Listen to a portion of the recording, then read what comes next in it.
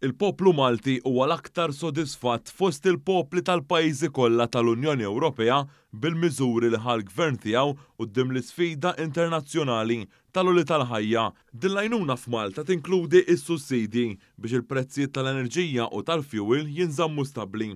Dan ħareġ mill-istħarriġ tal-ħarifa tal-Eurobarometru li kien ikkummissjonat mill-Parlament Ewropew u li għalih ġew intervistati il-fuq minn 26,000 persuna f'Novembru li għadda.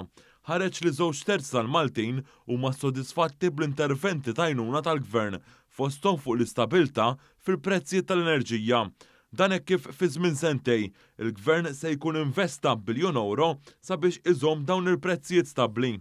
Minn dan l-Eurobarometru ħareġ li l-Maltin huma sodisfatti id-doppju mill-medja Ewropea bl-għajnuna tal-Gvern.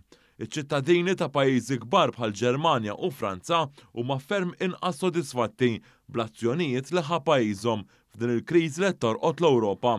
Fil-fatt, il-persentaġġ ta' Ġermaniżi u Franċiżi li qalu li huma sodisfatti huwa inqas minn nofs ir-rata ta' sodisfazzjon tal-poplu Malti. Minn dan l-istħarriġ ħareġ ukoll il-Maltin huma l-aktar poplu Ewropew li jemmnu li din is-sena l-2023 se tkun aħjar mis-sena l-oħra.